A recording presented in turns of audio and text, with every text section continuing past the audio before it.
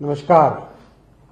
आज भोपाल में उपस्थित मध्य प्रदेश के लोकप्रिय मुख्यमंत्री डॉक्टर मोहन यादव जी, उप मुख्यमंत्री माननीय श्री जगदीश देवड़ा जी, उप मुख्यमंत्री श्री राजेंद्र शुक्ला जी, मंत्री श्रीमती राधा सिंह जी, भोपाल के मेरे सांसद बंधु श्री आलोक शर्मा जी, सीधी से सांसद बंधु डॉक्टर राजेश मिश्रा जी, सीधी से एमएलए हमारी बहन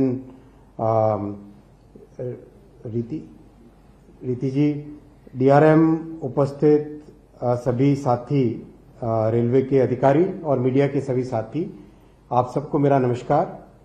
आज भोपाल और धनबाद के बीच एक डायरेक्ट ट्रेन सर्विस चालू होगी। इसके लिए बहुत लोगों ने प्रयास किए। आप सबको, माननीय सांसद महोदय को, सबको मैं धन्यवाद देना चाहूँगा आपके प्रयासों के लिए। जिस तरह से रिक्वायरमेंट था कि हमारे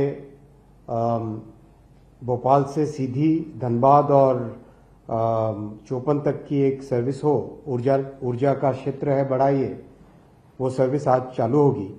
मैं साथियों 3-4 विषय आपके सामने रखना चाहूँगा, फिर हम माननीय मुख्यमंत्री जी का उद्बोधन सुनेंगे। अभी प्रधानमंत्री श्री नरेंद्र मोदी जी के इस ऐतिहासिक 3rd टर्म में इतने प्रोजेक्ट्स मध्य प्रदेश के सैंक्शन हुए हैं जितने आज़ादी के बाद में कभी सैंक्शन नहीं हुए थे। इंदौर से मनमाड़, जो लंबे वर्षों से हमारा एक ड्रीम था, 18,000 करोड़ रुपए का प्रोजेक्ट। भुसावल से खंडवा 3rd और 4th लाइन 3,500 करोड़ रुपए का प्रोजेक्ट। प्रयागराज से मानिकपुर 3rd लाइन 1,640 करोड़। रतलाम से नागदा 3rd और 4th लाइन 1,000 करोड़। इटारसी से Nagpur 4th railway line 5,400 crore रुपए।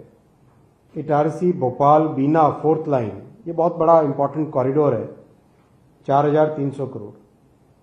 बड़ौदा से रतलाम को कनेक्ट करने वाली line 3rd and 4th 8,800 crore. और आज की कैबिनेट में गोंदिया से जबलपुर की डबलिंग भी सैंक्शन हुई है, जो कि 5,200 करोड़ रुपए के इन्वेस्टमेंट से बनेगी। ओवरऑल प्रधानमंत्री जी की 3rd टर्म, जो कि ऐतिहासिक 3rd टर्म है, इसमें 48,000 करोड़ रुपए के प्रोजेक्ट ऐसे सैंक्शन हुए जो मध्य प्रदेश के साथ जुड़ते हैं।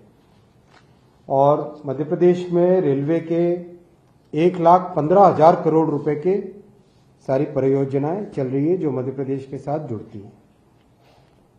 बजट तो प्रधानमंत्री जी ने रिकॉर्ड दिया है 15,000 करोड़ रुपए का, जो कि कांग्रेस के समय जो बजट था उससे 24 गुने ज्यादा है, 24 गुने। बहुत तेजी से काम भी चल रहा है। डबल इंजन की सरकार का लाभ है। माननीय मुख्यमंत्री जी, जब भी आपसे बात होती है, आप लगातार रेलवे के लैंड एक्विजिशन के, फॉरेस्ट से अप्रूवल के, इन सब के लिए आपके प्रयास बहुत ही सराहनीय है। मैं आपको धन्यवाद देना चाहूँगा। आपके इन सराहनीय प्रयासों के कारण रेलवे का काम बहुत तेजी से चल रहा है।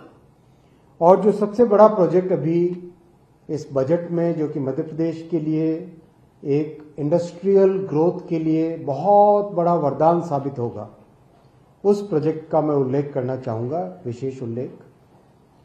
दांकुनी से सूरत के बीच में जो नया फ्रेट कॉरिडोर बन रहा है, वो मध्य प्रदेश के बहुत बड़े इंडस्ट्रियल डेवलपमेंट का एक आधार बनेगा।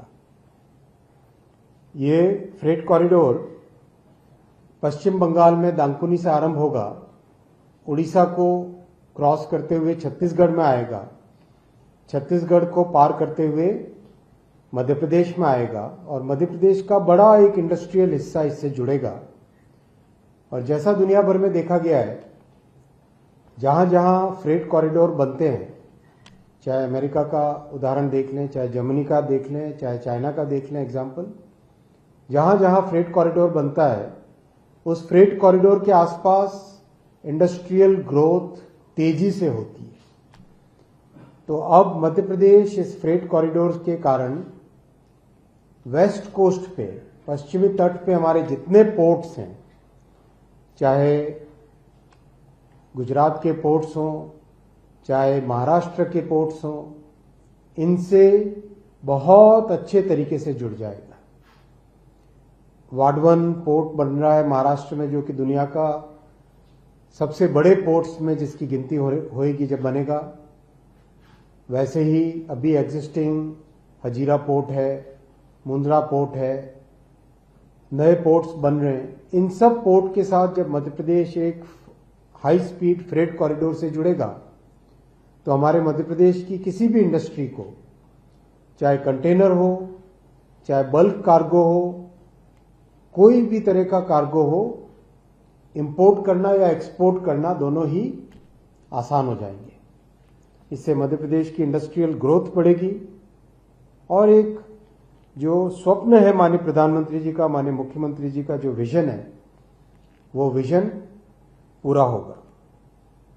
मैं इसके लिए माननीय प्रधानमंत्री श्री नरेंद्र मोदी जी को धन्यवाद देना चाहूंगा कि बजट में उन्होंने इस महत्वाकांक्षी प्रोजेक्ट की कल्पना की और इसकी घोषणा की।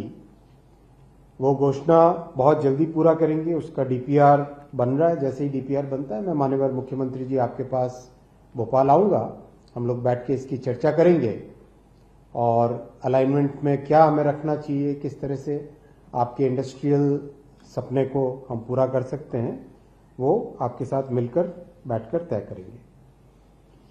आज जिस तरह से प्रधानमंत्री जी देश को विकास की एक नई यात्रा पे लेके जा रहे हैं, बहुत ही दुख की बात है कि विपक्ष और विशेषकर कांग्रेस के नेता श्री राहुल गांधी जी एक ऐसी राजनीतिक सोच से चल रहे हैं जिसमें जब ग्लोबल समिट हुआ एआई का, विश्व भर से सभी नेता आए और भारत का समिट था, ये कोई भारतीय जनता पार्टी का समिट नहीं था, ये देश का समिट था। ये देश का एक, देश के टैलेंट का, देश के स्टार्टअप्स का, देश के इंजीनियर्स का, देश की आईटी इंडस्ट्री का, देश के टेक इंडस्ट्री का समिट था, जो करोड़ों नागरिकों का भविष्य बनाने वाला समिट था।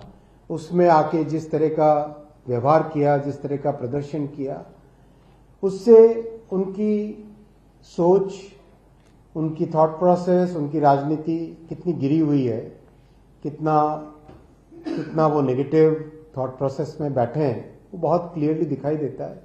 लेकिन उपस्थित सभी वहां पर जितने भी हमारे मीडिया के बंधु थे और देश भर से हर पार्टी ने उसकी भर्त्सना की, धिक्कार दिया और कहा कि इस तरह की नकारात्मक राजनीति देश को स्वीकार नहीं है।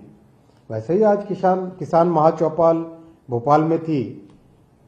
कहां, जहां मोदी जी और माननीय मुख्यमंत्री जी किसानों के लिए दिन रात प्रयत्नशील हैं, वहां पर नेगेटिव राजनीति को किसानों ने भी आज भोपाल में नकार दिया। तो ऐसा ही जो ये नेगेटिव राजनीति करने वालों के साथ ऐसा ही हश्र होगा और जो माननीय प्रधानमंत्री जी की जो पॉजिटिव थॉट प्रोसेस है, दूरगामी सोच है, उसी पर ही देश चलेगा, ऐसा मेरा विश्वास है। आज इस नई ट्रेन को आरंभ करने के लिए आप सबका अभिनंदन, आप सबको बहुत बहुत शुभकामनाएं। इसके अलावा भी बहुत नए काम आरंभ होंगे। जिस तरह से कैपेसिटी अभी बढ़ रही है तो मध्य प्रदेश को और भी कई नई ट्रेन्स की सौगात मिलेगी। आप सबको बहुत बहुत धन्यवाद। नमस्कार।